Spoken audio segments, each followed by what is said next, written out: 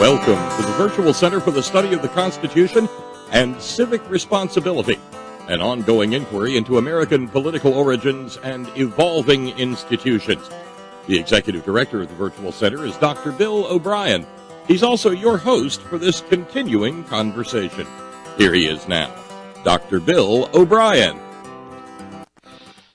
Thank you, Bob Kincaid, and welcome to a Wednesday edition of the Virtual Center for the Study of the U.S. Constitution and Civic Responsibility. It is Wednesday, the 18th day of March. We welcome you to today's program. We were fortunate to do a program yesterday. It was our abbreviated 90-minute program, and today we'll have our full 2 hours. And as mentioned, we've kind of shifted gears. We will be back to the Larry Kramer issue of deliberation, negotiation, and compromise as being core values, as it were, of the constitutional system that the founders created. And we've kind of moved that to the back burner briefly because we're really focusing our attention, and we began this yesterday in earnest, on the call for a second convention. And one of the things that I pointed out yesterday was that when the West Virginia's legislative session ended this past Saturday night, it did so by one of its final moves in the 11th hour, as it were, was to enlist in the list of states requesting a constitutional convention to consider the balanced budget amendment. And on that list, West Virginia became the 27th state to request a constitutional convention to consider a balanced budget amendment. And it seems to me that this issue of the balanced budget amendment is becoming so close, and especially with investigative efforts to get into the behind-the-scenes forces that are really pushing the convening of such a convention, especially getting into the American Legislative Exchange Council, the group known by the acronym ALEC. The role that is the funding of that group by the largest corporations in the world, ExxonMobil, Pharma, SmithKline, Peabody Coal, and of course Koch Industries being probably the major funder of the ALEC group. So it seems to me that the source of the initiative for the second convention is not coming from disgruntled or disturbed people within the states. It's rather the product of a highly organized, well-funded effort to convene a convention for the purpose of amending the Constitution of the United States. And yesterday we spent a little bit of time focusing on the balanced budget amendment itself. And again, I just want to emphasize, before we get into this in more depth in today's program, I did want to emphasize the fact that we will be addressing the issue, the concerns about a so-called runaway convention. The idea that once the group gets together, once a convention convenes, it's going to be very, very difficult to contain it and limit it to the issue for which it was called, which was the balanced budget amendment. In other words, there seems to be no rules or nothing to keep such a convention from going into other areas and seeking other changes in the Constitution of the United States. We'll get into that later in today's program. The point that I wanted to make yesterday, and that I would like to reiterate again right now, is the fact that if none of that were true, in other words, let's assume, just for purposes of discussion, that it is indeed possible to convene such a convention for the purposes of considering a balanced budget amendment and nothing else. Let's assume that we could keep such a convention on task on that one topic. The fact of the matter is, a balanced budget amendment will effectively emasculate the republic as it currently functions. because it would deny the federal government the authority to govern in the public interest. It would deny the federal government the resources necessary to protect. And the most obvious example of that would be during times of economic downturns, during times of slow decreases to the federal government. As the federal government's income goes down at the very time when its income needs to be up, because it's during recessions when people on the lower end of the economic scale need more assistance. And that's the point when the resources of the federal government must come in order to strengthen the safety net and to provide the kinds of guarantees which are going to get the vast majority of people on the lower end of the economic scale through such a recession until the economy indeed does recover and begin to create and give people an opportunity to get back on their feet. So in a sense, by definition, a balanced budget amendment which would limit government spending to its income would effectively deny government the option of deficit spending. And of course, the major justification or argument for this is that most of the states have in their constitutions balanced budget amendment. States are denied the opportunity to pursue deficit spending as part, according to their constitutions. Why shouldn't the federal government be required to live under the same restrictions? Again, the argument being, in your household, you have to live according to what's in your bank account. You can't function according to deficit, is the argument. Of course, we know that many people have the option of going into debt, credit card debt, and various other kinds.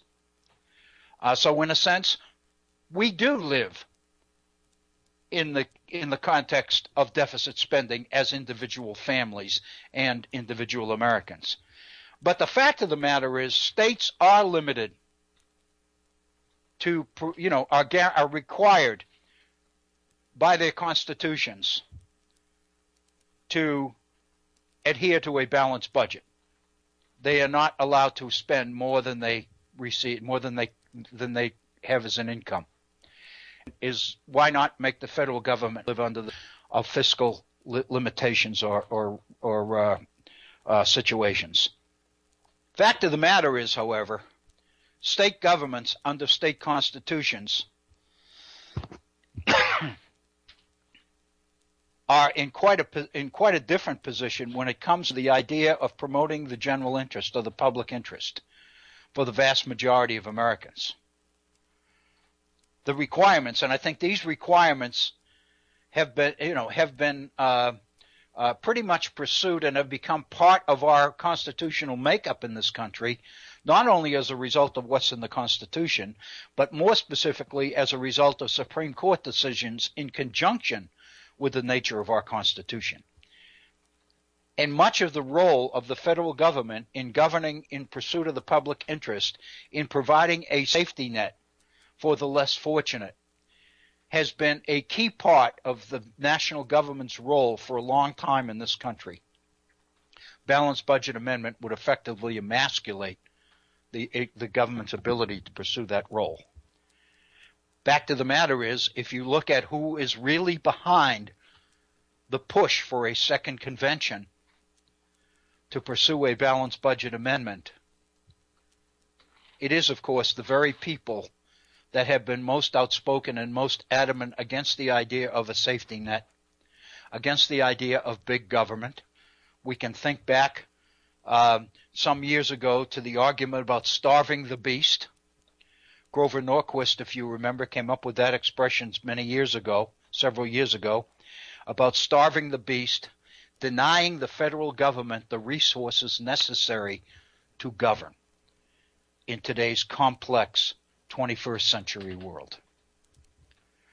That is effectively what would happen with a balanced budget amendment, even if there was no possibility of a convention going in any number of different directions and pursuing additional amendments in addition to the balanced budget amendment. So I think it's important to keep that in mind. The balanced budget amendment by itself will create the kind of drastic change in this country which will effectively change the way the republic is governed. We need to know that. We need to recognize that. But again, there's clearly much more involved in the push for a convention to consider a balanced budget amendment than the balanced budget amendment itself. And that's what we began to pursue yesterday. I would love to hear from our listeners, from you out there on this particular topic. I think it's probably, in today's world, the most significant issue, the most substantive issue that we can deal with here at the Virtual Center.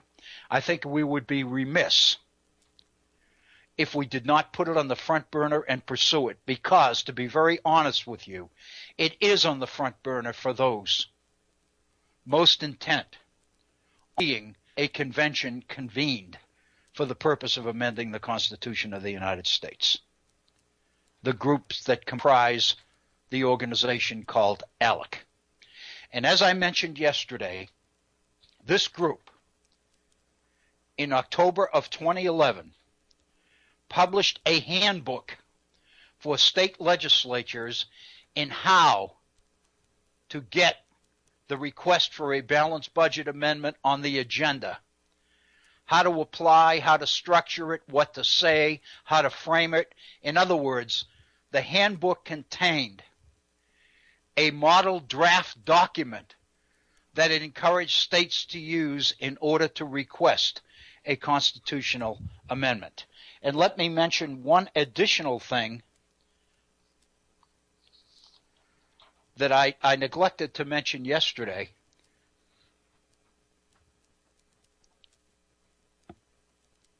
And that is a rule change in the House of Representatives that was adopted. And of course, I'm sure you know that the House of Representatives, the Congress of the United States, and the United States Senate now are both under Republican control.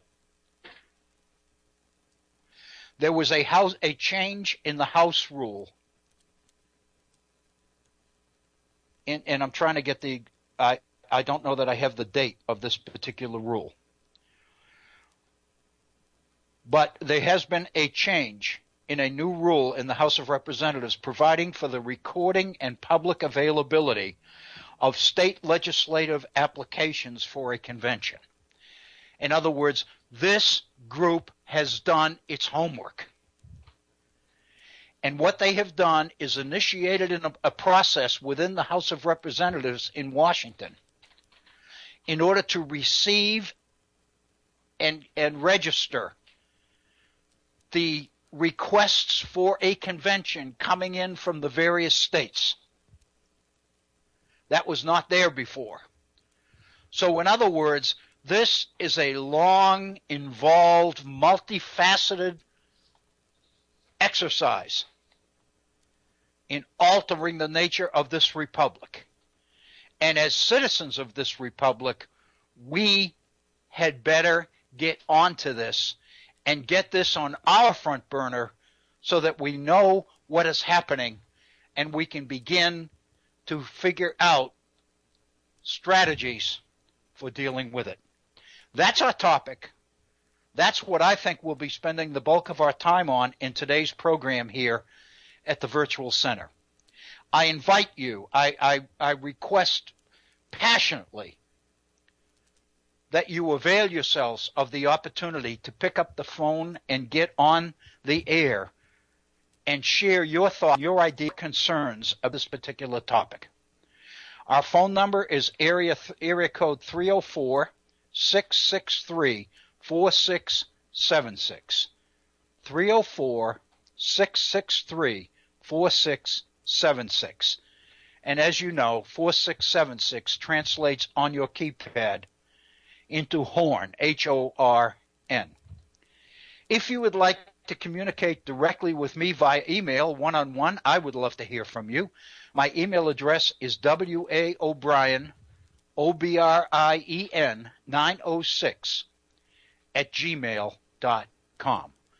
waobrien 906 at gmail.com. We spent quite a bit of time yesterday talking about one Rob Natelson. Rob Natelson, Natelson. Rob Natelson is a constitutional scholar who is so heavily involved in this initiative. He is the author of the handbook. He wrote the handbook that ALEC published for state legislatures in how to get request for a convention to consider a balanced budget amendment off the table and into the new procedure in the House of Representatives for logging in that state's request. This process is underway as state after state continues to do it. State after state, as we know, has fallen under the control of Republican legislative control and in many cases control of governors' mansions.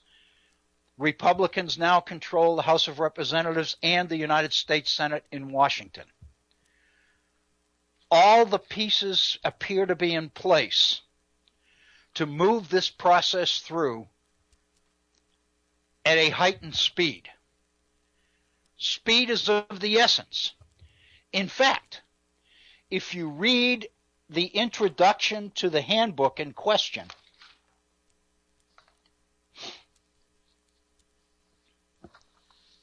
you will find that the introduction to the handbook is based on the principle that the situation that the nation finds itself in is dire. I'm thumbing through the pages here of the handbook in question. I hope you'll bear with me for one moment. The chair of the Tax and Fiscal Policy Task Force for the American Legislative Exchange Council, ALEC, is Jim Buck, who is a state senator from the state of Indiana. His foreword to the handbook, the handbook was published in October of 2011. Let me quote what Jim Buck, Indiana State Senator and chair of the Fiscal Task Force driving this initiative by ALEC, says in his foreword to the handbook. Time is running out. Our nation is trillions of dollars in debt without a credible plan to stop spending. The battle in Congress has escalated to a point where politics outweighs the cost of our economic future, and there's little hope our nation's leaders will make the tough choices that need to be made in order to rein in our debt and revive our economy.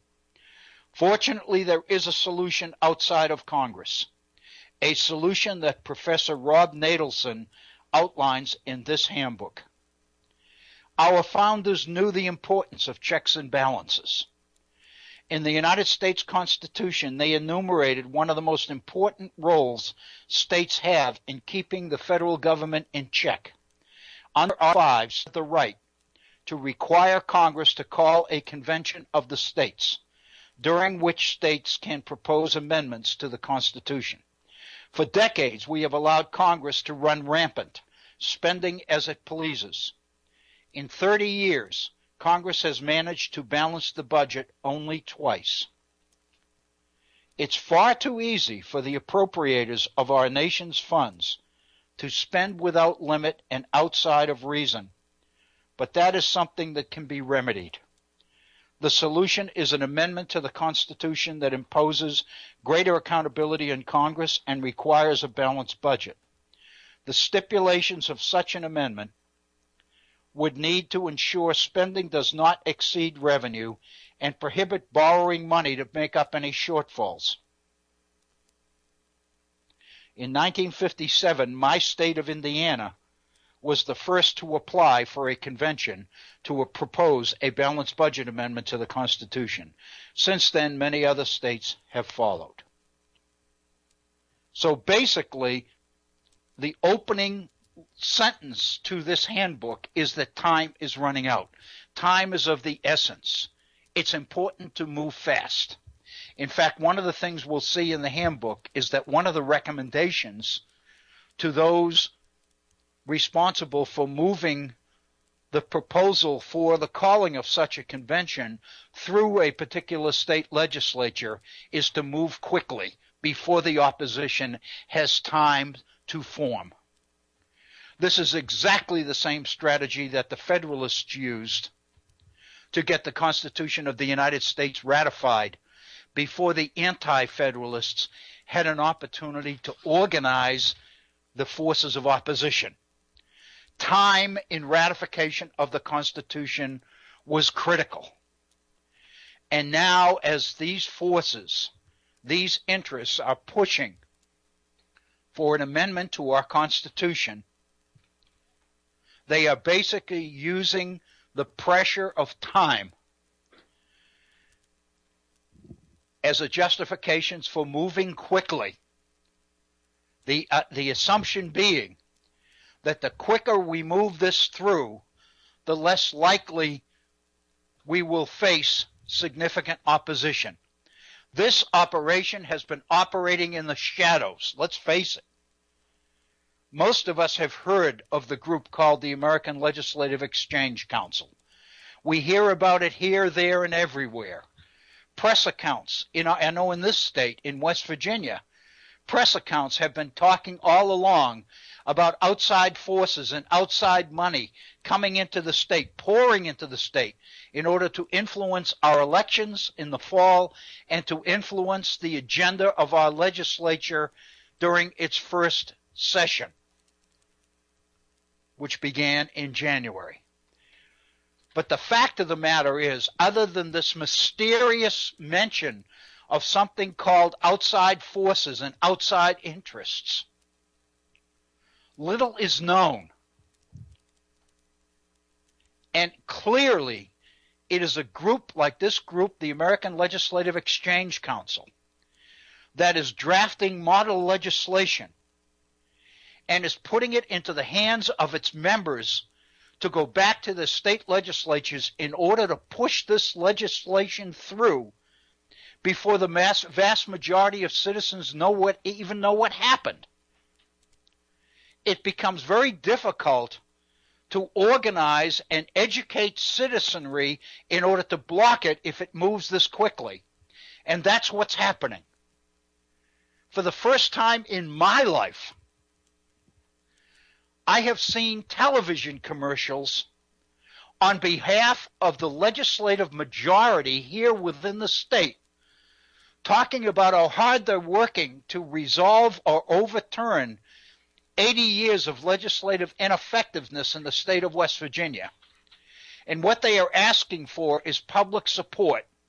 They are asking people to call in and basically voice their support for the effort of the leaders of the legislature in terms of pushing this change forward.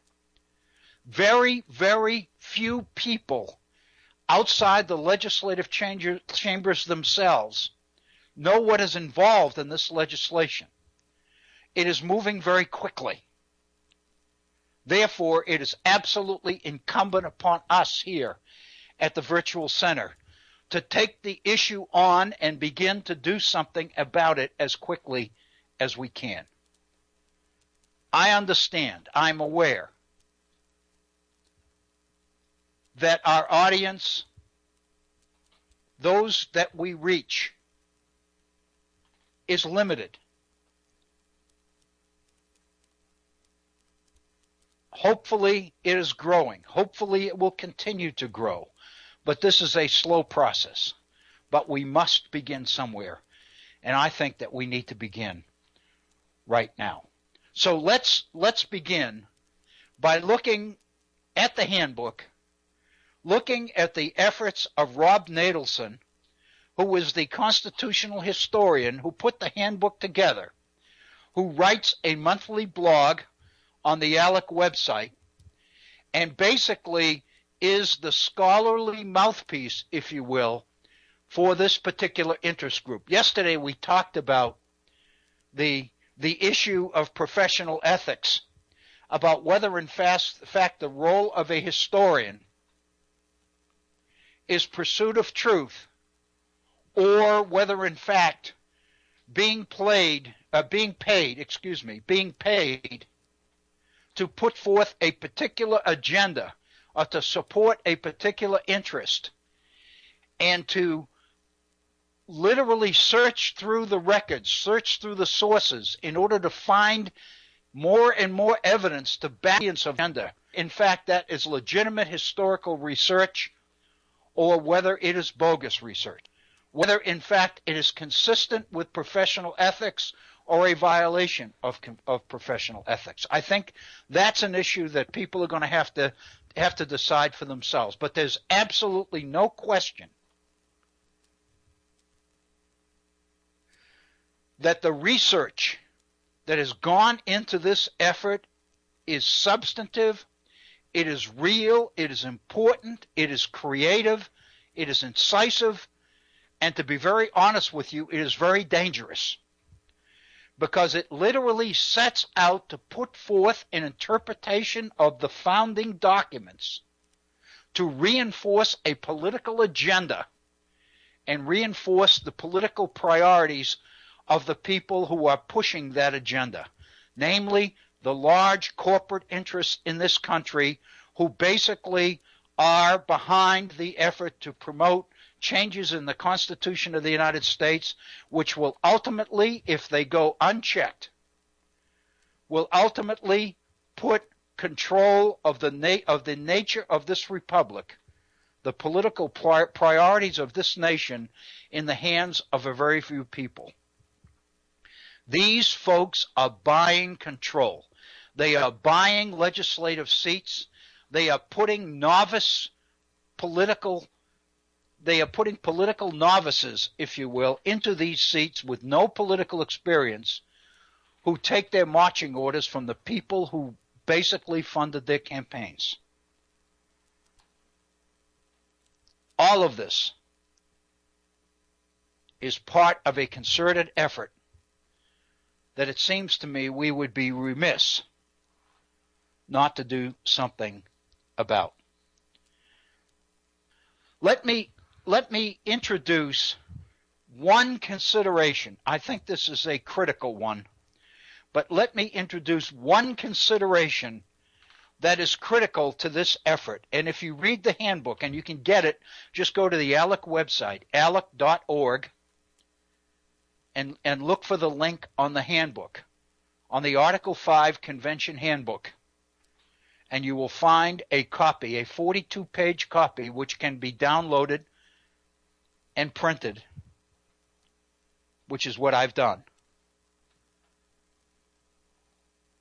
It's there for us if we will but read it and digest it. One of the issues, and this is merely one, we'll get into others, one will lead to the other, obviously, but let me begin with this one because I think it is most critical. One of Natelson's priority objectives is to raise the issue of terming this a constitutional convention at all. I have continually referred to this effort as a second constitutional convention. The only other time that we have had a convention is the Constitutional Convention of Philadelphia, 1787, which scrapped the Articles of Confederation and replaced it with the Constitution of the United States.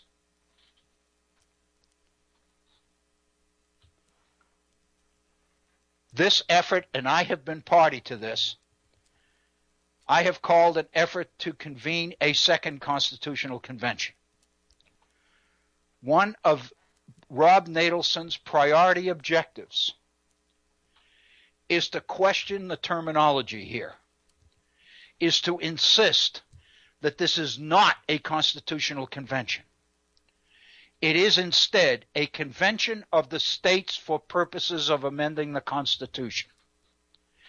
And Rob Nadelson goes back to the founding documents in order to extract his evidence, in order to justify the fact that this is not a constitutional convention. Rather, it is a convention of the states for purposes of amending the Constitution. So in the handbook and in articles that Nadelson has written in support of the position outlined in the handbook, Nadelson makes very clear that one of the first things we have to do is separate. He calls it a common myth about procedure. He said this handbook corrects common myths about the procedure, perhaps the foremost of which is that the convention authorized by Article 5 is a constitutional convention.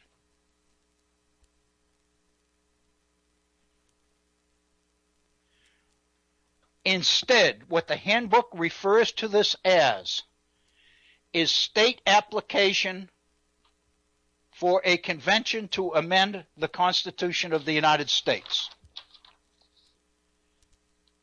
It can be called an amendments convention. It can be called a convention of the states. It can be called an Article 5 conventions. But, Nadelson makes the point, it is inaccurate and misleading to call a convention for proposing amendments a constitutional convention.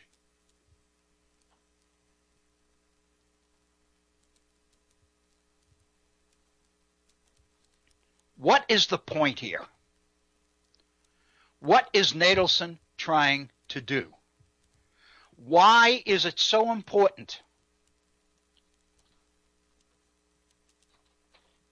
for the American Legislative Exchange Council to term this impending convention a convention of the states or a convention for amending the Constitution or an Article 5 convention, but never a constitutional convention? The answer to that question, I think, is critical for all of us to appreciate.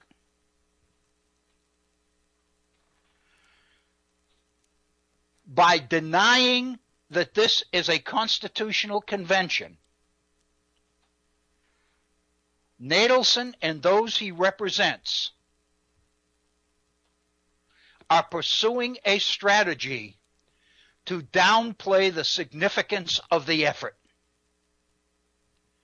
Most people who raise flags, who raise questions about the dangers of such a convention, worry about it because they are afraid of what they call a runaway convention. That once the convention convenes, there's no way to control what they do. They could literally take the Constitution of the United States and put it on the table and carve it up into pieces. They can do any number of things to the Constitution. They can dissect it. They can eliminate particular parts. They can restore slavery. They can destroy Social Security. They can destroy the ability of the federal government to provide a safety net at all.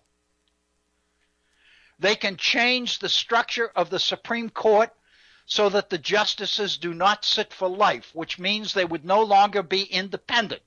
They would become political agents of organized groups. And their agenda would be a preset agenda rather than one whose job is principally to interpret the Constitution of the United States. Hey, Bill. Yes, Bob. that's a pretty terrifying list you've got there of things they could do if they decided to. Right. Pretty much it is. And given that fact, let's add one more, because Okay. because if we're talking about a right-wing wish list, how about redefining the terms of citizenship? Okay. Because we all know they hate birthright citizenship. That's right. In fact, there's an effort in Congress right now. Yeah, and they use racist, bigoted terms like anchor baby. You know, remember, this is the right wing that loves all fetuses until they're born. Right. You know, until That's they're right. born. But they have a deep hatred of the babies who are born to immigrants here and thus become American citizens. Citizens automatically because they're born in the United States. That's right. In fact, Bob, am I mistaken? Was it Marco Rubio that is the biggest name associated with this effort, or is it Rand Paul? I would not be surprised to find either of them in the midst of that. I read reference to one of them as pushing this, but it's a huge darling issue of the Tea Party. Oh yeah, it would basically take away the automatic citizenship of babies born within the United States. And the argument is that these people are crossing the border illegally in order to have their babies here so they'll be citizens. And that's the rationale they're using. And so they're trying to frighten people into passing these kinds of restrictions. You're right, Bob. In other words, once you put the Constitution of the United States on the table, those who are most concerned about a so-called runaway convention recognize that they can do anything they want, that the Bill of Rights as we know it would be gone. There's absolutely no question. With the push towards voter registration, voter IDs, and all the rest of it, the idea of defining the right to vote as a privilege rather than a right, and all of these things, the roles would be reduced. Think about the original way that they defined that the states defined the right to vote. What if citizenship was predicated upon either owning property or being born into the property class, or having a job, having a certain minimum income, having a bank account, having a driver's license? I mean, you know, any number of changes that could be made in the Constitution of the United States. And yet at the same time, these people recognize, in fact, Bob, in the introduction to the handbook is a quote from John Dickinson at the Constitutional Convention, and he makes the case that what we're about here, what we're doing here in Philadelphia, is not just for the present generation. This is for unforeseen generations to come. In other words, they're perfectly willing to accept the fact that the Constitution that they are creating in Philadelphia in 1787 is one that is going to have to last and constantly be updated and renewed as far into the future as you can see. But the fact of the matter is, if you put the Constitution of the United States on the table today, as you mentioned, people's current priorities would dictate what goes in it. And it would be an absolute disaster.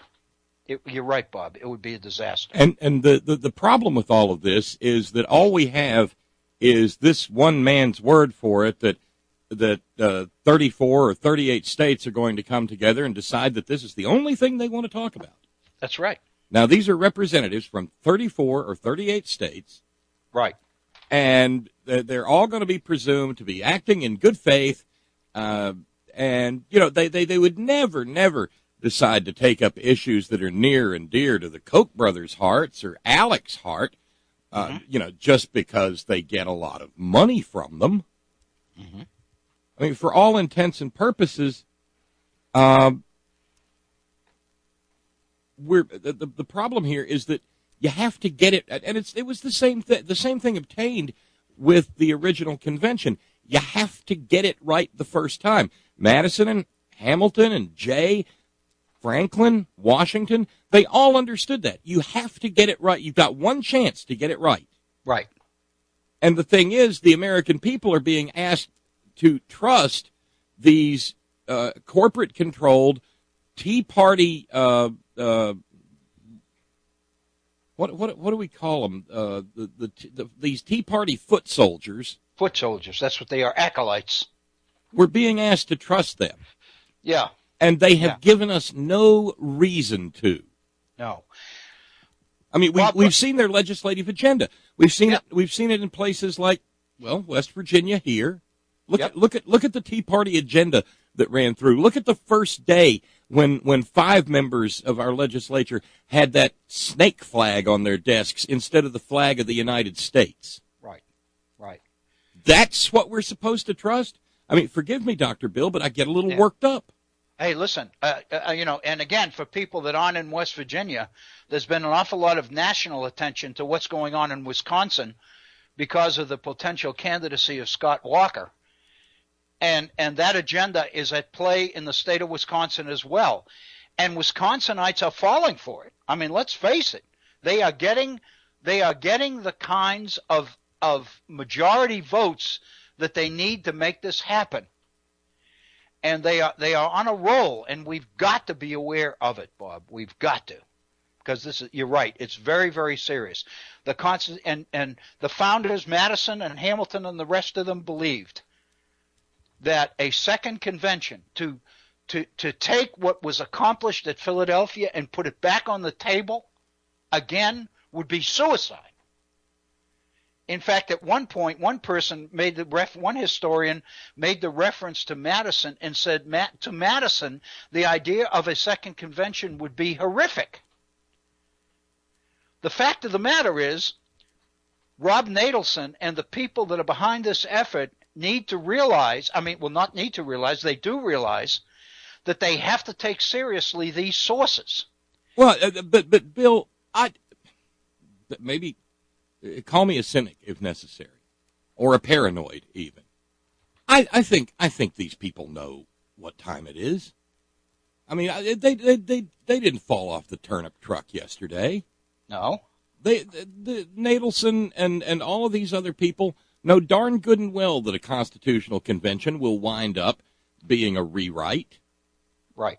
And frankly, that's why they're putting out these books and studies of prospective amendments, because they know it's not limited to just one. And they're disingenuous. I mean, that's the gentlest way of saying that everything they're putting out there is a lie. Yes, it is. It is. And they are doing it. Many of them are doing it, obviously, because they believe that the country needs. They're falling for this agenda, and they believe that it'll be a good thing to rein in the federal government and all the rest of it. May I point out that okay, so we've been talking about the right-wing desire on this. May I point out that one of the more dangerous aspects of all of this is that there are people from the so-called left, what left, so-called progressives, who say, hey, yeah, let's have a constitutional convention. That'd be a great idea. We could get universal single-payer health care in. Right. We can get rid of Citizens United. We can do all sorts of stuff. And I have to ask, the problems is they are not. What the hell majority do they think they're part of? Right. I mean, well, I was just simply going to ask, what sort of Tinkerbell world do they live in? Right. I mean, they are in a minority. They are reeling under the pressure of this majority. And once this majority gets that convention, what makes them think that anybody's going to put Citizens United on the table and vote to change it? In other words, the idea of the convention itself is the issue that has to be beaten, because once it gets together, the majority that is in control right now will move the convention, and therefore we cannot allow it to happen. But the fact of the matter is, according to the Constitution, and Hamilton admitted this, once 2/3 of the states request a convention, Congress must call it. Yeah, that's mandatory language. Right. Congress, not hortatory. on the request of 2/3 of the states, Congress shall convene a convention. Exactly. And let me go ahead, Bob. I was just going to point out real quick that Horst has joined our conversation. Oh, okay, great. Are you there, Horst? I'm here. Hey guys, how you doing? Hey, we're doing well. How are you? Not too bad. A little tired, but you know how it goes. Well, working those 48-hour days will do that. It seems like it sometimes, yeah, for sure. Yeah, I know. So you've been well? Yeah, I'm holding up. Good deal. Trying to keep up with the conversation as best I can. I'm sorry. I was able to listen to you live last night, but I didn't have time to try to call in. And since it was a switch up of topics, I thought I'd better listen and kind of figure out where it was going, because I was not aware of. Well, I mean, it starts with the West Virginia legislature applying for a constitutional convention, and I had no idea that was going on. So I just want to sit back and kind of. No, and the fact that they are the 27th state means that this thing is 7 states from being effective, and there's no question that the 7 states are going to fall into line. There's no doubt. I mean, this is a well orchestrated campaign. Well, do you have the list handy, Bill, of the states so far? No, I don't. The only thing I do know is that West Virginia, it came out of the legislature that they recognized that they would be the 27th state in this list.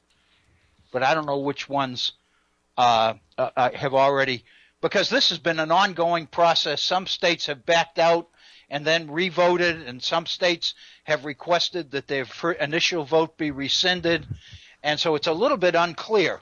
But that's what they've done, is that in Congress, in the House of Representatives, they have initiated a process to create a register where Congress will keep count of the states as they come in. So these people believe that they've got a process in place which is going to work.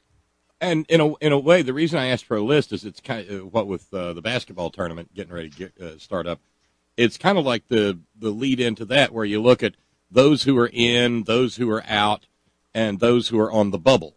I would be interested to know who the bubble states are. Okay. Hey, that's a good question.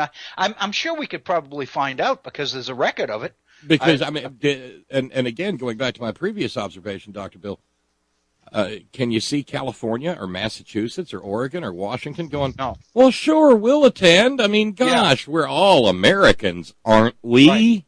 Meanwhile, the Tea Party's sharpening its swords and going, not for long, you're not.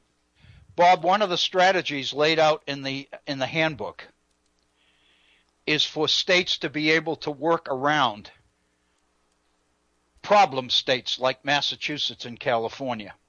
Yeah, problem states. What they're basically arguing. Yeah, what they're basically arguing is that these states will never go along with this, but on the other hand, there are enough of the rest of us that if we play our cards right, we can put those more troublesome states, those extremely liberal states, into a corner where they're free to attend the convention, but they won't really have the clout to be able to impact it, even though they control the population of the country. And see, I can envision, if I dare, I can envision a situation in which this whole process reintroduces the concept of secession into the conversation.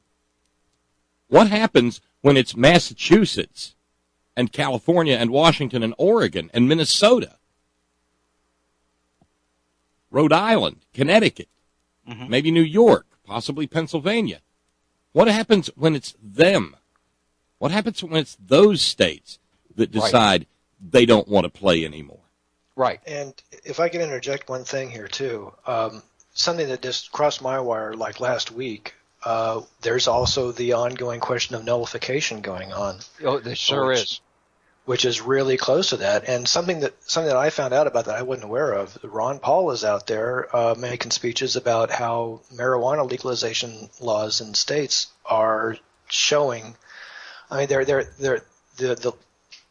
the secessionist faction is kind of hitching its wagon to the star of this ongoing thing too. Bob mentioned secession, and nullification goes hand in hand with that. And then we got Judge Roy Moore out in Alabama, is it? Doing his thing too. I mean, these things are just happening. It reminds me of the Bush days when they would pull just an unthinkable outrage every other day, just piling one on the other to the point that nobody could keep up with any of it, and it would just keep going, and as a consequence, nobody did anything about it. Nobody could stop it. That's right. And the thing that strikes me, the thing that strikes me about this ALEC thing is, they have a handbook, they have ALEC money, they have an organization. What is there on the other side of that in any kind of opposition that even exists? I mean. No, there's a few of us that can keep up with the issues and even read the ALEC handbook and understand what's going on. I wonder who the handbook is even for. I mean, for their constituent members. I mean, like how to talk your, It's how to address the criticisms that this effort is expected to receive. I understand that. What I don't understand is who are they expecting to level these criticisms? Like a handful of academics here and there. I mean, the American public, voting public, by and large, has just no clue about any of this. No. So I mean, it seems like they're not just prepared for this thing going in. They're loaded for bear. They're ready to go. I would guess it's how to refute academics, how to refute constitutional scholars, how to refute the liberal media. That's who it's for. Or just any civil libertarian who happens to walk down the road. That's who it's geared at. And you just ask them why they hate America and move on. Yeah. But in point of fact, I think the question we get to ask is, why do they hate our form of government? Why do they hate the Constitution? Because they clearly do. Well, that's a question we could ask if people are, capable of or interested enough. I guess I don't know. I mean, these legal arguments to me sound like far more intricate than is necessary. Even the so-called liberal media, all you need to do to get them in line is just get some snazzy talking points and get enough people saying it in enough quarters, and it will just enter the zeitgeist, and you're done. I mean, this is an old playbook. They've done it before, and certainly they've got the backing, they've got the money, they've got the they got the megaphone. I don't know what they're missing, and the main thing that motivated me to call in and just join the conversation here was I'd like to know how do we fight back against this? I mean, what do we do? That's right. That's my concern. And why I can deal with the arguments and the basis of the arguments, but the point is I don't have a forum like the forum that they have, and that's the problem. Is how do you get the criticism out there to the people that need to get it? That's the issue. And you're not talking to the same people either. You don't deal with these arguments that ALEC got. They're basically creating history out of thin air, and they can get away with it because they're not going to get fact checked on it. They're not going to get. No one's ever going to go back and say, "Wait a minute, did Jefferson really say that?" Right. This just doesn't happen. So I mean, the whole idea. I mean, the point that I was making when you called that. This idea of emphasizing that this is not a constitutional convention, that rather it is a convention of the states. What they're basically doing then is guaranteeing that once the number of states required by the Constitution is in place, then nobody can stop them. And the problem with a constitutional convention is that ultimately the sovereignty is with the people, not with in other words, the purpose of the convention is to speak for the people as a whole. Their effort is to limit control of this to the legislatures because they control the legislatures. And so they don't want this to be seen as a constitutional convention because that would bring the people into the equation, and they don't want that. I might have missed that. They have been successful in getting control of the state legislatures through redistricting, gerrymandering, and all of this stuff. They have gotten susceptible compliant state legislatures to go along and pass this thing. And once they get it, they need to ensure that the state legislatures are supreme. Therefore, they have to make the case that this is not a constitutional convention. It is a convention for the purposes of approving amendments. And then this Nadelson guy goes back to Madison and extracts elements from letters that Madison has written in order to, and he makes the case that in the 18th century there were three kinds of conventions. Conventions weren't unheard of. They were held all the time. They were just groups of people that got together to deal with, they were like task forces. And if there's a problem, you bring a group of people together, they fix it, and then they leave. So what these people are, so what Rob Nadelson is saying, what Alec is saying to state legislatures here is, this is not a constitutional convention. We're not going to tamper with the entire Constitution. We're just bringing a group of people together to fix a problem, which is a budget that's out of balance. And once that happens, we'll disappear and the nation will go on. That's what they're trying to do. They're trying to basically manipulate public opinion in such a way that we'll stand back and not object to this. Well, and they'll be able to try to work outside the confines of the actual remedies outlined in the Constitution. It will be an extra constitutional maneuver, and they're going to try to appeal to a history that existed before the adoption of the Constitution itself. And they could easily get away with it because you just have to make it sound smart enough, I guess, essentially is what it comes down to. That's right. Most people don't know it, and basically when they use Madison's name or Jefferson's name or Hamilton's name or something like that, for most people they're saying, holy hell, if they said it, it must be right. Most people, I mean, I would go further. I would say, like, we're probably uniquely situated in American history at this moment that probably fewer people as a proportion of the population than ever are aware of the actual mechanisms of the Constitution itself. I mean, nobody knows this stuff. No, I know it. It's absolutely unbelievable. And now these people have chosen and have organized in such a way to take advantage of a political structure that the vast majority of citizens who live under it do not understand. And it's going to be very, very difficult to stop them. Well, I guess all we can do is try. I don't see. It would seem to require some kind of a structure to even oppose them, and I don't see that we have anything like that. No, we don't. I can tell you guys that apparently there are people out there who are worried about this. I just ran across a website I found because I went looking for the list of states that have called for it, and the people writing about it seem to be not crazy about the idea of a constitutional convention. No. And they talk about how Alabama, Florida, and Louisiana rescinded their calls. So that takes 32 down to 29. And then the Nevada House of Representatives purged its resolution, which takes it to 28. But you think Alabama wouldn't recall for that? Or I don't even know how old this website is, but the list of states that have done it as of this writing, just listen. Alaska, Georgia, Maryland, New Hampshire, Oregon, Texas, Arizona, Idaho, Mississippi, New Mexico, Pennsylvania, Utah, Arkansas, Indiana, Missouri, North Carolina, South Carolina, Virginia, Delaware, Iowa, Nebraska, North Dakota, South Dakota, Wyoming, Colorado, Kansas, Nevada, Oklahoma, Tennessee. Colorado. Mm-hmm. So that's why I was asking about the bubble states. Right.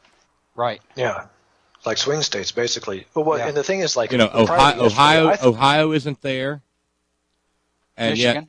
yet Michigan's not there. Wisconsin's not there.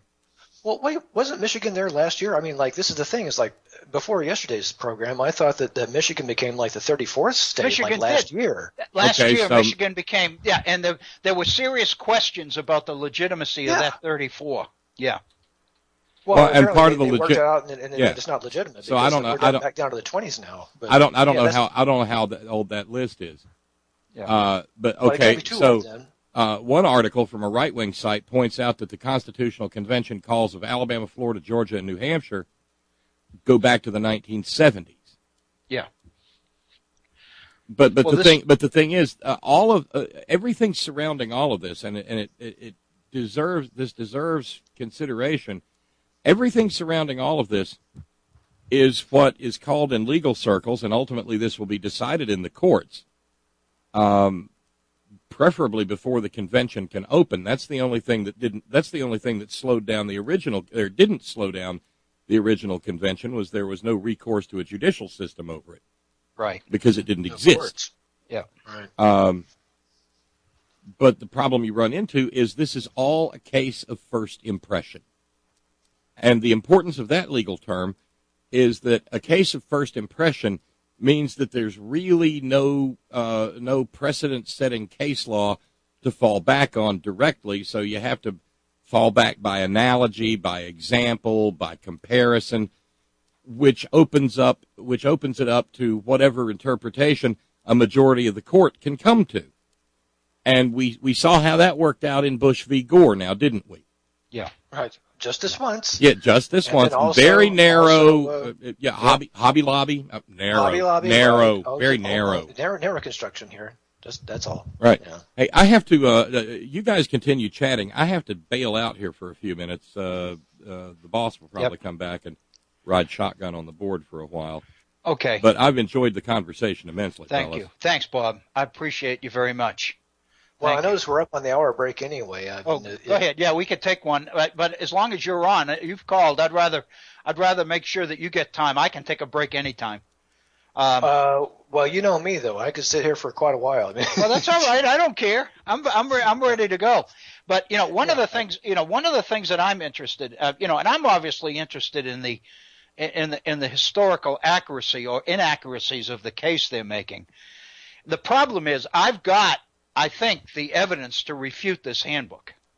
Sure. And I'm gonna put it in the form of an article and submit it to our our state journal and our West Virginia Charleston Gazette here, which is our state newspaper.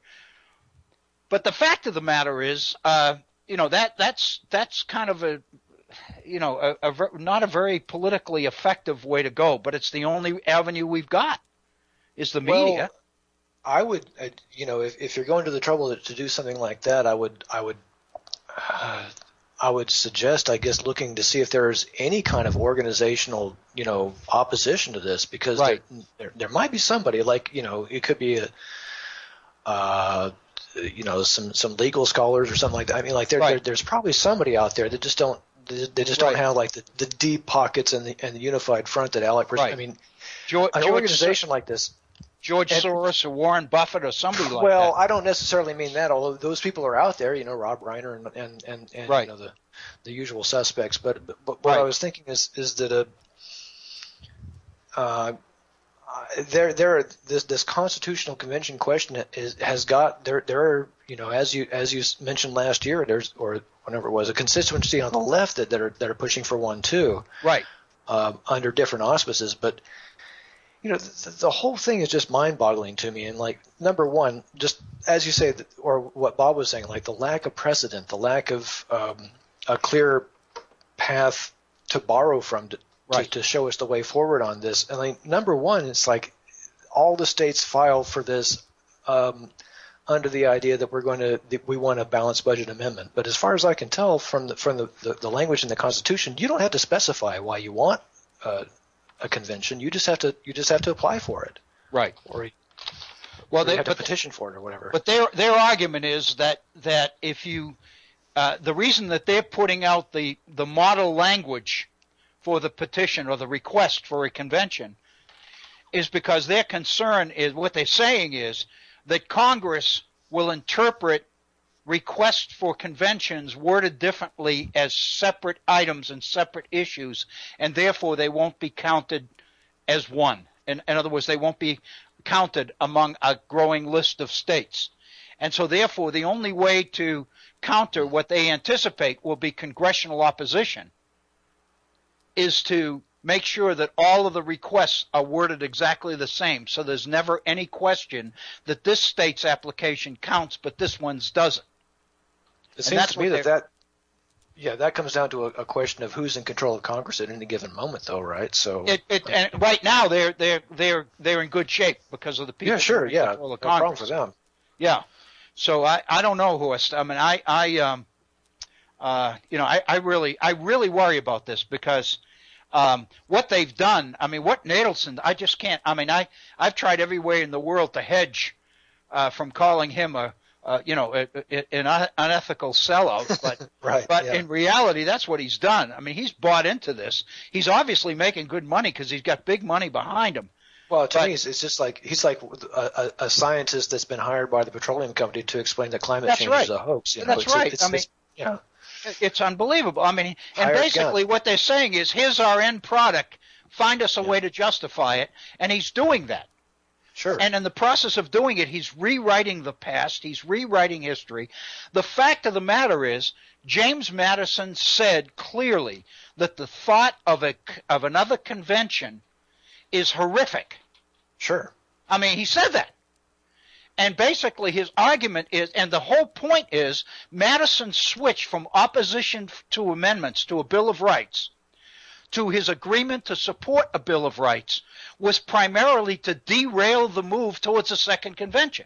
When he saw the second convention taking shape and the anti-federalists beginning to jump on board and begin to push for a second convention, Madison said, hell, we got to basically take the wheels out from under that baby. So his argument is, we better promote a Bill of Rights coming out of Congress because that'll satisfy the vast majority of people who are claiming that they need their rights protected, and it won't do it in the context of a convention, which will be a disaster, is what he says. And here these guys are saying Madison didn't see, this guy is arguing Madison didn't see this as a constitutional convention. He saw it as a one-issue convention that would deal with the issue of balanced budget and then disappear. And that is not true at all. Madison shifted 180 degrees on the issue of amendments. But as you say, in number 85, he comes right out and says you can't have any more conventions. But no. Anybody so this Natelson person is obviously very astute, very sharp, and I'm sure that he's got enough of a grasp of the actual history of events to know that he's not being truthful here. That leads you to conclude that you're dealing with unprincipled people. That's right. And that's my concern. Right. That's what basically, he says in the handbook, for example, that there are two ways to amend the Constitution: one from Congress, the other one by the states. But since every amendment so far has come from Congress, that automatically, by definition, that has led to federal abuses and caused the creation of a constitutional system that has become unbalanced. So therefore, now we need to balance it by bringing the state initiative to the fore in order to counterbalance the congressional control over the amendment process up to this point. That's bizarre. Right. That it denies the history of the period. The whole reason that this state convention business is in there anyway, and he's right, appease the states for ratification. Is to appease the anti-federalists. Right. Because the anti-federalists were arguing that if the only amendments are going to come from Congress, then the fact of the matter is we'll never get any amendments because they have a vested interest in not changing anything. So George Mason was probably the key proponent within the convention for a way for states to modify the Constitution. So Madison and the rest of them said, fine, and they just made that concession and said, fine, we'll put it in there. It'll never be used, but we'll put it in there. It'll satisfy him. And so their argument was to make the compromises that were necessary to get the Constitution through. But what this guy is doing is focusing on these things, ignoring the history or the background to it and focusing on George Mason and saying basically the whole Constitutional Convention turned around when Mason made the point about the states, and they said, let's put a state in there so make sure that states can change the Constitution. The whole purpose of the Constitution was to take power away from the states. Right. So I mean, the history of the period denies the legitimacy of what this group is trying to say. But they can get away with it because they're brazen enough to do it. They're brazen enough to do it, and they got the money to do it. Right, and if you repeat your message often enough to an uneducated populace, you're going to carry the day. And that gets into the whole issue of civic education, and what our people don't know about their own political system is frightening, and it's coming back to bite them. Oh yeah. And this is going to be one big bite. Boy. This is going to be one big bite. Well, so I'm frightened by it. It gets me, like, how many, exquisite ironies are just operating here. For instance, like, as you say, this is exactly the same process that Madison and Hamilton used to get rid of the Articles in the first place, and now we see the tables are turning to get rid of the Constitution. Essentially, is what it comes down to. And and one of the statements that Nadelson makes is that he says straight out in the handbook that the argument that the Constitutional Convention, the first one in 1787, was a runaway convention because it overstepped the bounds of the calling, which was to revise the Articles, is nonsense, he says. And the reason it's nonsense, and he's right, technically he's right. The reason it's nonsense is because Hamilton hijacked the Annapolis Convention and included words in the call for the Constitutional Convention about the need for a convention to revise the Articles in all matters necessary to meet the exigencies of the Union. So by putting that in there, he basically created a carte blanche for the oncoming Constitutional Convention. So technically speaking, Nadelson's right, because the states didn't overstep their bounds because Hamilton had hijacked the Annapolis Convention and extended the bounds. Right, but again, though, like, if I'm not mistaken, though, that specific language was only included in the New Jersey delegates. In his thing, but Hamilton basically volunteered to write the official report of the Annapolis Convention, and he used the New Jersey instructions. Right. And he lifted whole segments of the New Jersey instructions and put them into the final report. So officially, the Annapolis Convention endorsed a new convention, with a much broader set of objectives, which was to do whatever was necessary to meet the exigencies of the Union. And so, in reality, then, even though many of the delegates that the states had selected believed that they were going there to revise the Articles, and that's all. Fact of the matter is they were not accurate. Indeed the rules had been changed by Hamilton. But I mean, that's a technical thing. But No, but it's important, and it's something. It's a matter of historical record, and if you actually had the inclination and time to go look for it, it wouldn't take a whole lot of digging to unearth that. I mean, no, it's there, and but what these guys are doing is they're taking positive, whatever positive they see, they're taking it from a variety of sources. They'll borrow from their friends, their enemies, whatever. They're hijacking the framers. They're hijacking Madison. It is absolutely unbelievable. But anyway. I just, what worries me about this is, like, I saw, like, how ridiculously transparent falsehoods were so successful during the Bush administration, and what we're looking at here with this ALEC thing is orders of magnitude much more sophisticated than any of that, and look at how successful that stuff was 10, 12 years ago. Yeah. And look at how devastating it's been to, like, Right. the world we live in now, and Right. and we're gonna be living with the hangover of that, no matter, even in the best case scenario for decades to come. And in the meantime, we've got such a this is a very sophisticated legal what do you call it, offense, I guess. That oh, this is I just don't know how you deal with that.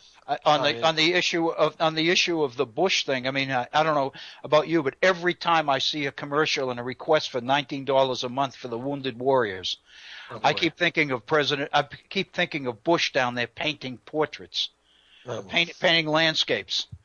And I'm saying he and Cheney and the rest of them, I mean, it's unbelievable. And these guys are coming home by the hundreds, and they're going to require lifetime care, and they're turning to the people of this country to pay for it. It's unbelievable. Yeah, well, I'm not even familiar with the advertising campaign you're talking about, but just the fact that you're seeing advertisements, to contribute for the care of our veterans, as if this shouldn't be taken care of automatically, Oh yeah. Well, that's the whole point. I mean, they want people to contribute $19 a month to take care of our wounded warriors. And of course, the fact of the matter is the nation itself is not taking care of our wounded warriors, when in fact our nation we're the ones that sent them there. Right. And, I don't know how – I assume things have improved. I've heard that things in the VA administration has gotten somewhat better under President Obama. But,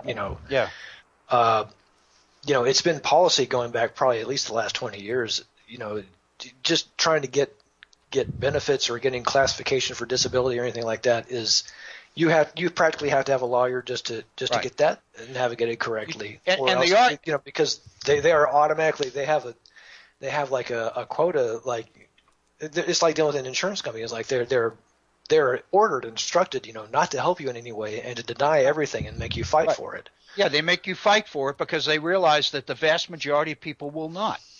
I mean, as veterans, most of these people are loyal, patriotic people who won't take legal issue with their own country. And proud. And so basically, they are proud. And they have a right to be proud, but the fact of the matter is, it's so easily exploited, It's like, and that's exactly what they're doing. Their pride and their patriotism is being taken advantage of a second time. Oh, and this goes back to the Vietnam War, at least, Oh, the Agent Orange thing, and some of the horrendous diseases that people who fought in Vietnam came home with from Agent Orange, and the cancer and all the rest of it, and the breathing problems and everything. Oh my God, the asthma and everything. I mean, it's absolutely unbelievable. But nobody seems to put this together with the decision to get into that war. I mean, that's the thing that bothers me is people won't. I mean, if they would see that this is part of this has to be part of the decision-making process when you make the decision to go to war. Is you're going to have to face this with the people coming home, and you have an obligation to take care of these people, and that's part of the decision. And all these things come together. It's the same with fiscal policy, governing a country, all that. It just seems that we are not looking down the road nearly far enough to be able to deal with any of this. And our population increasingly is unsuited to do that task. Yeah. I wish I could. If you come up with a strategy to counter ALEC. Oh boy! I would sure love to hear it because I'll tell you what. You give me some ALEC style money, and I'll come up with my best. But it's short of that. I don't know what I can tell you. I don't know either. This is very, very, very dangerous because especially with technology now. In other words, what ALEC is doing and emphasizing in the handbook is the coordination of efforts among states. And what they're saying is, don't try to do this by yourself. Enlist your allies. Get the people who agree with you on board to help you. Don't do this alone, but do it fast, is what they're saying. Right. And I mean, and if you read this, you'd say, boy, this sounds really incendiary. This doesn't sound like it's on the up and up with the kinds of strategies they're going. If the people challenge you with this, say this. If the people to do that, say this. And so basically what they're doing is they're giving people all the ammunition they need to counter any questions or any criticism that comes up. And then the idea of saying to them, you're not alone in this. You have all of these other states. We've got allies in all these other states will come and help you. And so basically this is an orchestrated effort. Madison and the Federalists never had to deal with this kind of an organized opposition. They didn't have to deal with anything this sophisticated. And that's why they got the Constitution through. No, well, at that time, they were the sophisticated ones. They were the ones with the edge. They were the ones that had all the advantages. That's right. They had the Federalist Papers. They were rolling. They had their and as you said, there were all these compliant newspaper articles at the time, like highlighting the crisis of insurrections and right. If you look at it, and this is one of those things that if John Kaminsky wrote the book 1786 he was talking about some years back, I would love to read it because it was supposed to compile it looked like this is a coordinated strategy to create a crisis to right essentially have a quiet revolution, a second one, in the space of right. Yeah. That's exactly what they did, Horst. It's amazing. But that's what we're facing, and that's why I think it's necessary to at least do a few of these programs and to raise some of the issues here. I've got quite a bit of information here on this effort and on the sources. I mean, I've got documents, letters from Madison and the others about the Second Convention that if they became, if these things were well known. Because what they're doing is saying this is not a constitutional convention. Everybody knows, they know that people are afraid of another constitutional convention. So what they're saying is this isn't a constitution. Don't call it that. Right. It's a convention to amend the Constitution, and that's all. And it's in the context of conventions in the 18th century that met all the time. They convened all the time for single issues, and then they disappeared. They weren't going back to the drawing board and creating the Constitution again. So what are you afraid of? Well, the fact of the matter is Madison himself is the biggest challenge to that, because Madison was writing letters and saying, this is horrific. This will be horrible. We can't risk this. You know? Well, yeah. And so, it's amazing. And he's got a letter he wrote to Jefferson. He was keeping Jefferson informed over in France about all of this. And Jefferson sent the thing back and said, I agree with you on the Second Convention. It'll be suicidal if a Second Convention ever meets. And that's the point when Madison made the point, I need to get out in front of this, and I need to push a Bill of Rights. And that's going to basically take away a lot of the people's support for the Second Convention movement. And then what we'll do is we'll isolate the leaders of it. We'll know who they are, and we can deal with them. And that's what they did. So Madison became the biggest proponent in the first Congress for a Bill of Rights, when in fact all through the convention he was the major opponent to a Bill of Rights. And arguably he was correct. He was. Yeah. And Hamilton makes the point in 85 that there are two kinds of amendments. There are liberty amendments affecting people's liberty. Everybody agrees with those. We don't have to worry about those. But then there are what he calls the organizational, the structural amendments that affect the powers of the new government under the Constitution. Mm-hmm. That's where the enemies to the system want to go. So Hamilton's argument is the reason we need to oppose a convention is because a convention will give that group the opportunity to have their way. We can't let that happen. That's why Congress proposing amendments is the way to go. And so, and that's the article that I'm going to write, that I'm writing on this. I'm going to be writing this weekend. It's basically I'm going to basically begin with Hamilton's warning at the very end of 85 that there are people out there who will do anything to destroy this government. And basically what I'm going to say is ALEC is exactly what Hamilton was talking about. This is exactly what he was talking about. These people will use a convention in order to put the Constitution back on the table. And the way that they're dealing with concerns about a convention is they're saying, don't worry about it. It's not a constitutional convention at all. It's just an amendment. It's just a convention to address the issue of amending the Constitution in the area of balanced budget. That's all. One issue. It'll be over. So, all these fears. I mean, one of the sections, the 4th section of the handbook, is entitled The Myth of a Runaway Convention. And his argument is there's no danger it'll be a runaway convention if we don't call it a constitutional convention. And that's the strategy of the handbook. Right, like as if such language is even present in the Constitution, because it comes down to the mechanisms laid out in the Constitution. There is no distinction between a constitutional convention and a convention called by the states to amend the Constitution. No, you're making distinctions that don't exist in the actual document. Right, you can't. You can sell that to the people that way, but that's his argument is to relieve all of these fears, and make sure that people aren't worried about it. Get the Constitution, get this convention to meet, and then once it happens. And so and then he goes back to Supreme Court decisions in which the court referred to this as a convention of the states. And he goes back into the 18th century, and every time somebody mentions a convention of the states, his argument is, he says, this is a state convention. It's not a constitutional convention. It's not a back to the drawing board convention. It doesn't involve the people. It involves state legislatures.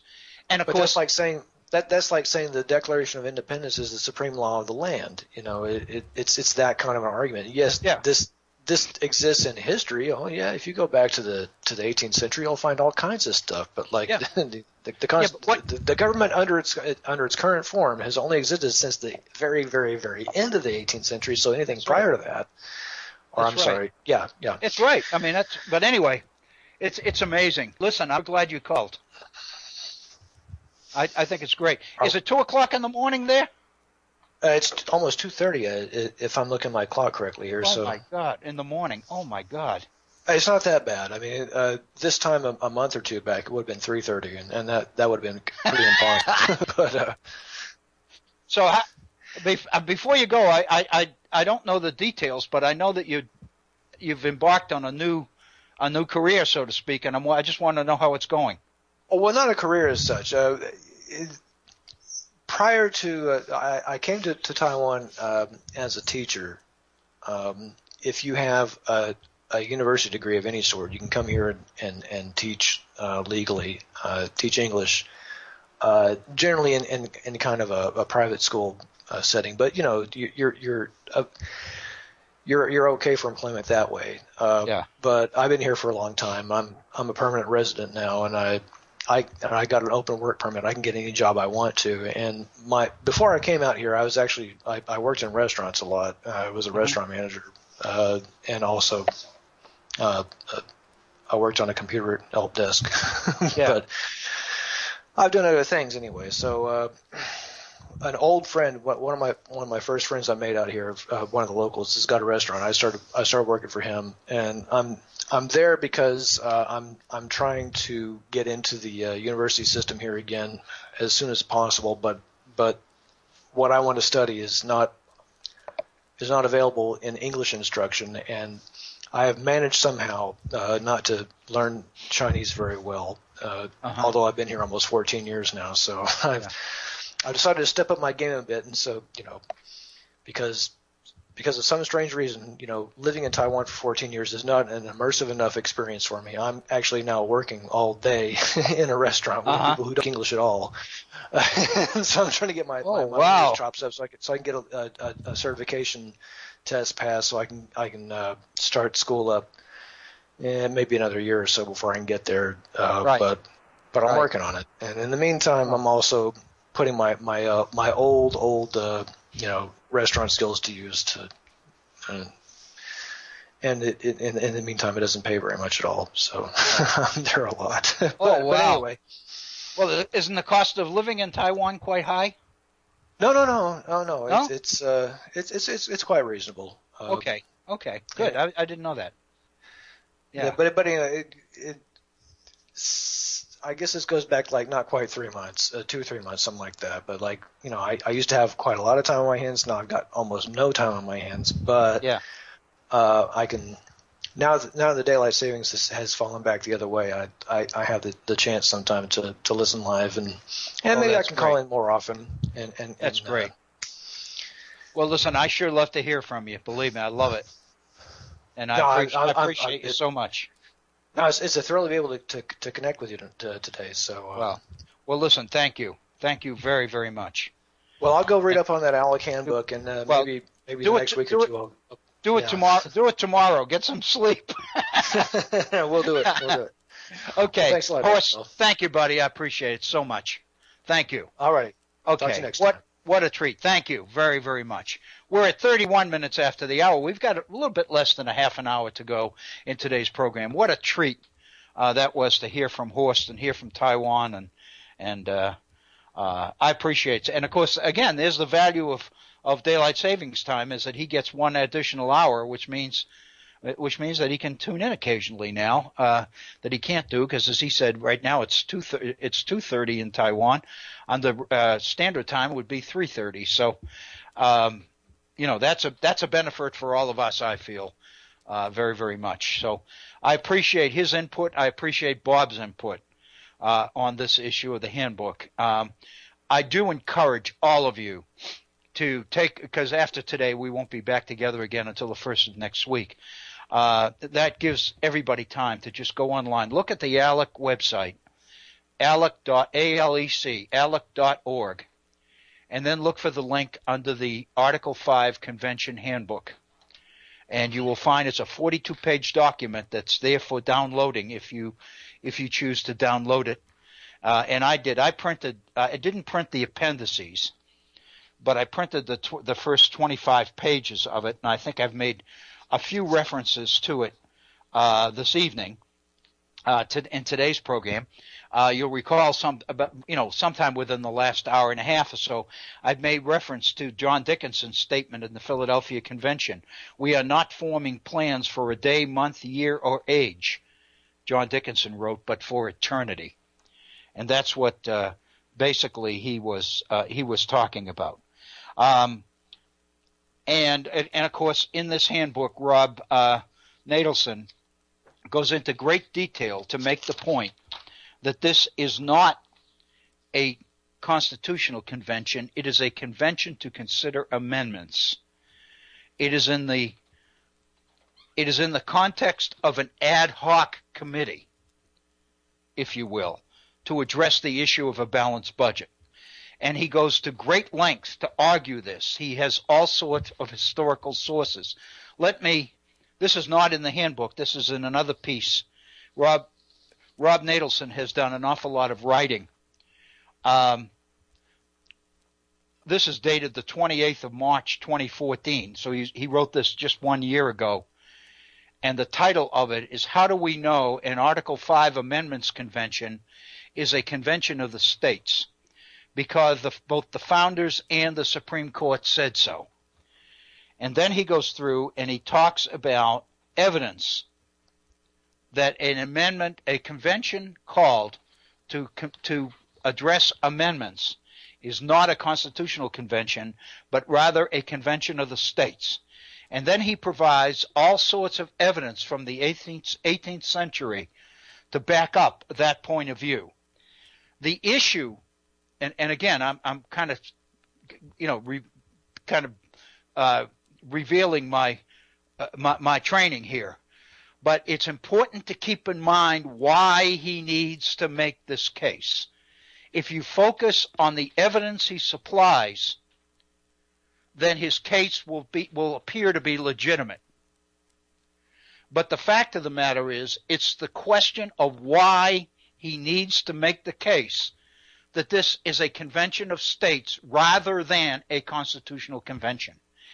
And again, the reality of today's world is that if we see this convention being called as a convention of the states for purposes of considering a balanced budget amendment, and we don't look at it as a constitutional convention, then we are less likely to be concerned about the dangers to the Constitution. That's one consideration. The second consideration is that the American Legislative Exchange Council, ALEC, that is funding all of this, has been able to secure control of state legislatures. Now what they must do is make the case that it is these legislatures that must call the shots because we control them. So if it's portrayed as a constitutional convention, then the people, the will of the people, enter into the equation. So what Rob Nadelson's initiative is about in this handbook is first to emphasize the extent to which is it a convention of the states. Secondly, to downplay the role of the people in it since it is not a constitutional convention. And secondly, to deny the realities of any congressional right to interfere at all. In other words, if he can keep Congress out of the picture and get the people out of the picture, then that leaves the playing field exclusively in the hands of state legislatures, which means it's in their hands because they control the state legislatures. They're the ones that are behind the call for this convention in the first place. Let me give you a couple of examples that Nadelson uses.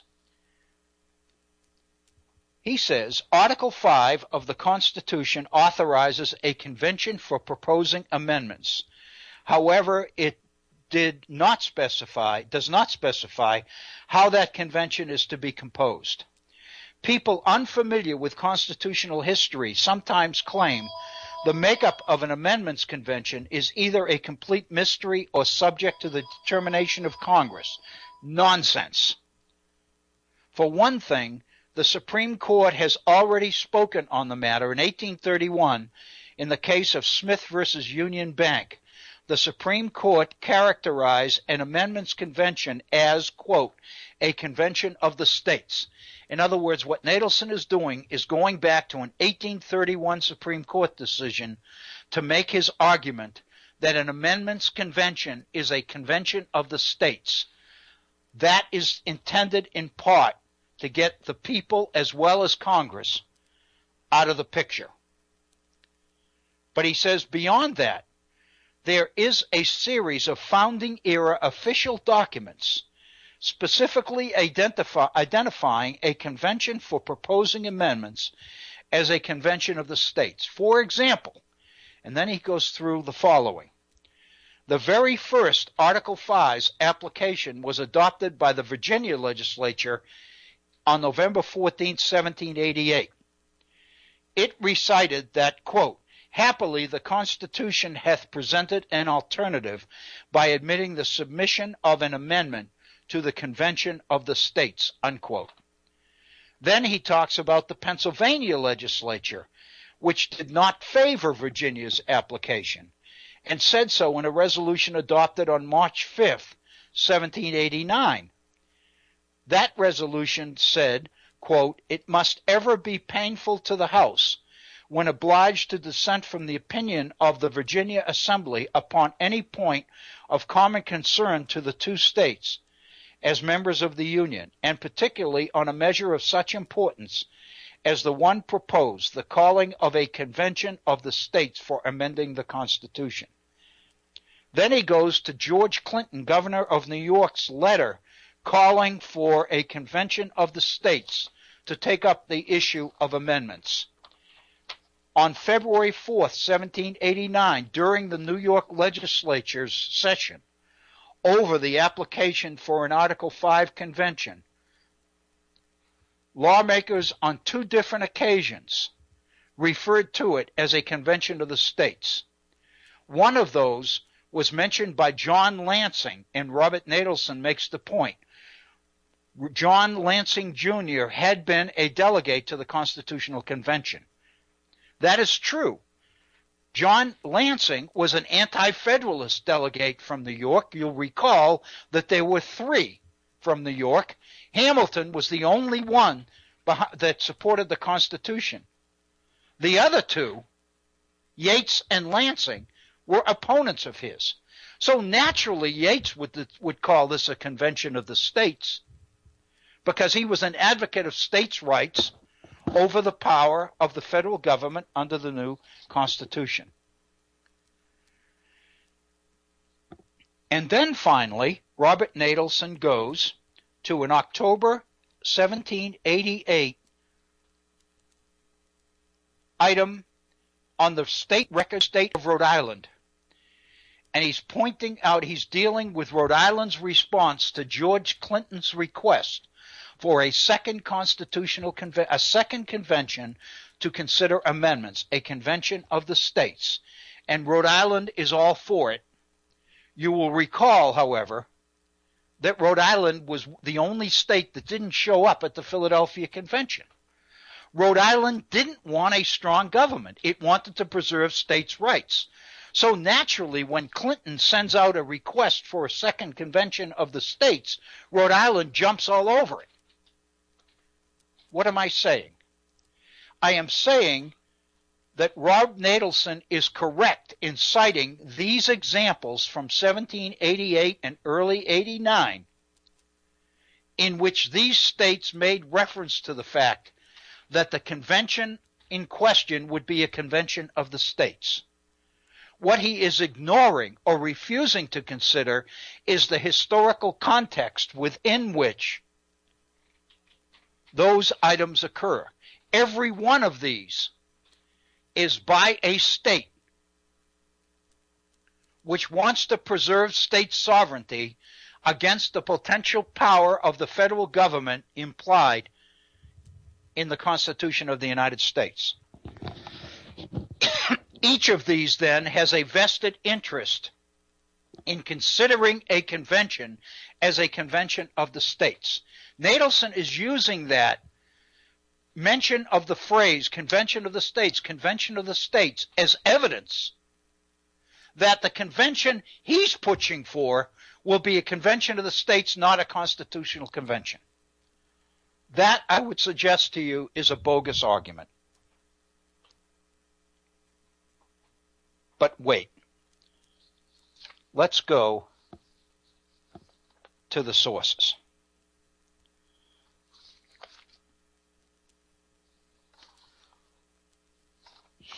Let's go to the founders. James Madison, in a letter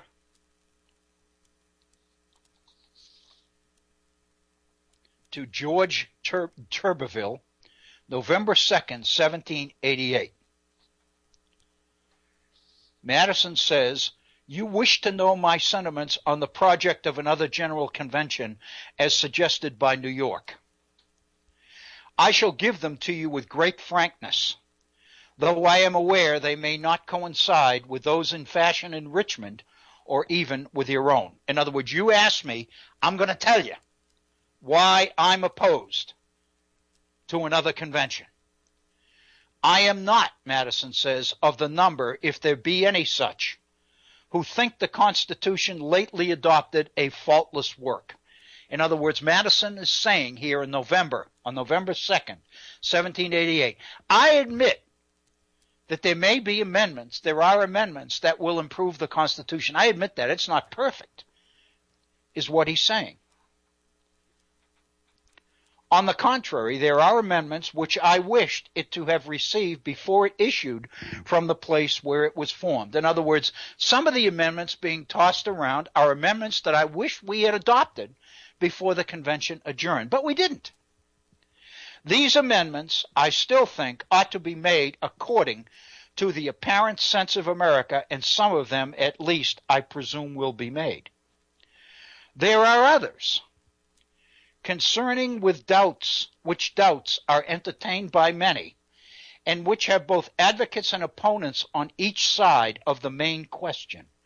These, I think, ought to receive the light of actual experiment before it would be prudent to admit them into the Constitution. In other words, let me paraphrase. Madison is saying, there are some amendments that I wish we had adopted before we adjourned. There are other amendments which, after we let the Constitution run for a while, we may realize need to be added. And I'm willing to accept that. With respect to the first class, the only question is which of the two modes provided be most eligible for the discussion and adoption of them. In other words, admittedly, there are amendments that I wish we had added before the convention adjourned. But let's be honest, he says. There are two modes, two methods of amending the Constitution. And what he's addressing now is which of the two modes do we want to consider? He said the objections, once we consider which of the two modes is most eligible for the adoption of the amendments which we think probably ought to have been added, the objections against a convention which give a preference to the other mode, in my judgment, are the following. Remember, Congress can propose the amendments or a convention which Congress calls at the request of 2/3 of the states. That's the other mode. Madison said the objections against the convention are the following. 1, it will add to the difference among the states on the merits, and an unnecessary difference concerning the mode. There are amendments which in themselves will probably be agreed to by all the states, and pretty certainly by the requisite proportion of them. If they be contended for in the mode of a convention, there are unquestionably a number of states who will be so averse and apprehensive as to the mode that they will reject the merits rather than agree to the mode. His first concern about a convention is that there are some people that are so opposed to the idea of a convention that they'll reject good, needed amendments because they were put forth in a convention. So that's his first concern about the convention. A convention, therefore, does not appear to be the most convenient or probable channel for getting to the object. Second, a convention cannot be called without the unanimous consent of the parties who are to be bound by it, if first principles are to be recurred to, or without the previous application of 2/3 of state legislatures if the forms of the Constitution are to be pursued. The difficulties in either of these cases must evidently be much greater than will attend the origination of amendments in Congress, which may be done at the instance of a single state legislature or even without a single instruction on the subject. In other words, a convention is not the way to go because a convention is going to require unanimity among all the people there. The way to get an amendment ratified, Madison is saying, is to use the number one way, which is from Congress and throw it out to the states for approval of 3/4 of the states. Number 3, if a general convention were to take place, Madison says, for the avowed and sole purpose of revising the Constitution, it would naturally consider itself as having a greater latitude than the Congress appointed to administer and support as well as to amend the system. Once we get the convention in place, the delegates there are going to recognize that they have more power than Congress, that they have the power to change the entire constitutional structure as they see fit. It would consequently give greater agitation to the public mind. An election into it would be courted by the most violent partisans on both sides. It would probably consist of the most heterogeneous characters, would be the very focus of that flame which is already too much heated men of all parties, would no doubt contain individuals of insidious views, who under the mask of seeking alterations popular in some parts, but inadmissible in other parts of the Union, might have a dangerous opportunity of sapping the very foundations of the fabric. By definition, because a convention is going to believe that it is superior to Congress, it's going to bring the most partisan, incendiary, inflamed interests to seek to sit in that convention. It's going to destroy the Constitution of the United States, because once they get in the room, they're the most fired, the most ideological.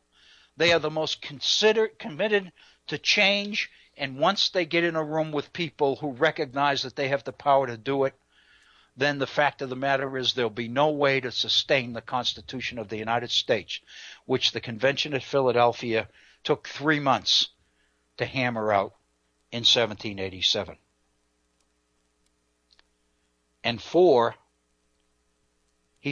let me go back. He said, under all these circumstances, it seems scarcely to be presumable that the deliberations of the body could be conducted in harmony or terminate in the general good. Having witnessed the difficulties and dangers experienced by the first convention, which assembled under very propitious circumstance, I would tremble for the result of a second, meeting in the present temper of America and under all the disadvantages I have mentioned.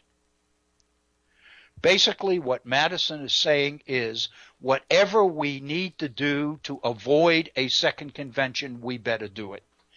That fact, that Madison believed that, as well as Hamilton, who in Federalist 85 warned against the second convention, as you remember. In fact, Hamilton's final sentence in the final Federalist paper, there were 85, the last sentence in the last paper,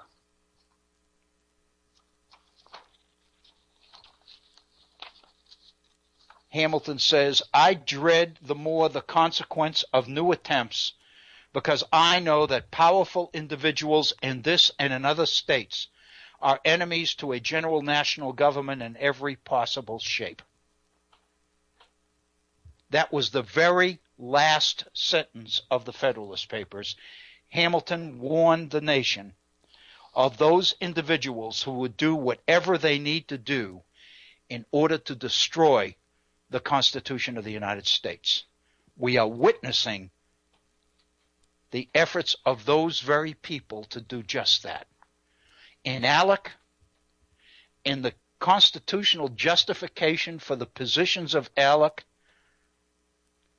that Rob Natelson has been able to provide, we are experiencing the very people that Hamilton and Madison warned us about in the late 18th century. The very fact that they did this, the very fact that Madison and Hamilton was so adamant against a second convention, that fact by itself refutes the ALEC handbook. It refutes all the arguments that Natelson made and all the extreme efforts he made to try to justify this as not a constitutional convention, but something much more bland, but something much less dangerous. The founders themselves reject that argument. The founders themselves warn us that we better not support or allow a second convention to convene, or it will likely mean the end of the Republic as we know it.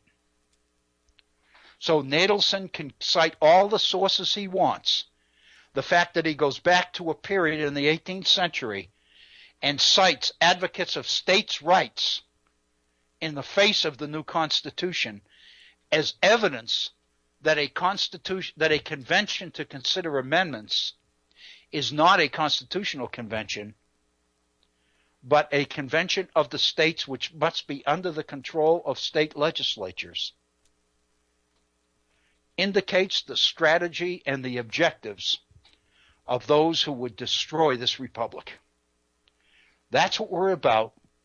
That's why I think it is absolutely necessary that we put this issue on the table here at the Virtual Center. We have about 3 minutes to go in today's program. I just want to explain that this is the reason why I believed that it was absolutely vital that we take this opportunity to put this issue on the front burner. I believe it's that important. When Madison sent word to Jefferson in Paris about the dangers of a second convention, Jefferson responded on the 18th of November, 1788, to Madison's concern about a second convention. Jefferson said, "I should deprecate with you, indeed, the meeting of a new convention. I hope they will adopt the mode of amendment by Congress and the assemblies, in which case I should not fear any dangerous innovation in the plan. But the minorities are too respectable not to be entitled to some sacrifice of opinion in the majority, especially when a great proportion of them would be contented with a Bill of Rights. What Hamilton is laying out is the strategy that Madison adopts. If most of the people will be satisfied with a Bill of Rights, then let's get Congress to send a Bill of Rights out to the states." That becomes Madison's position in Congress. That's the position that Madison runs for the first election to Congress on, is a promise to the people of Virginia that he will support a Bill of Rights if elected. It is the opponents to the Constitution, the Patrick Henrys, the Graysons, the Richard Henry Lees. It is those people who continue to advocate for the power of states. Nadelson is going to them in order to make his case that this needs to be a state-controlled initiative rather than a constitutional convention. The fact of the matter is, the founders knew it was to be a constitutional convention. The founders knew that it would put the Constitution back on the table and subject it to all sorts of change, which it could not withstand. The founders knew that the risk was too great. The founders knew we should never do it. And the founders are telling us that we should never do it. That's the issue. It seems to me as a historian, and I do not have the credentials or the kind of backing Bob Nadelson has, but I am extremely disappointed to know that a colleague would misinterpret and distort the record, the historical record, and do this kind of damage to the founders in order to support an agenda for which he is being paid by corporate America. This is an effort of corporate America. If you see the word plutocracy in many of the books that are coming out about inequality in America, and how America is falling under the control of a plutocracy, under the control of the very wealthy. This effort, under the control of ALEC, the American Legislative Exchange Council, is an effort of these plutocrats to take over control of the government of the United States. They have taken control of our elections.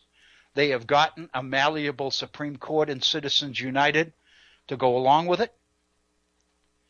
They have been able to remove the limits on campaign contributions. They have been able to buy seats in state legislatures. They've been able to gerrymander legislative districts in such a way that the people they put in can't be elected out, can't be gotten out.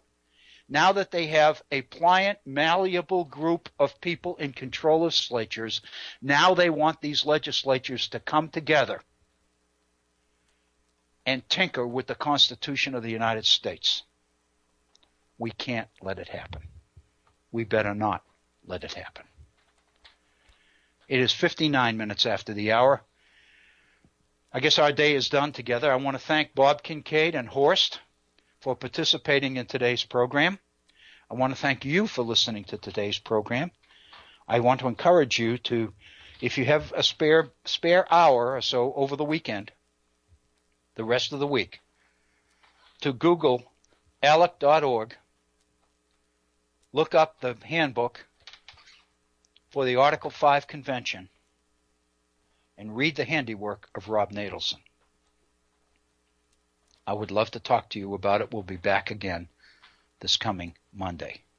This is Bill O'Brien for the Head On Radio Network and for the Virtual Center.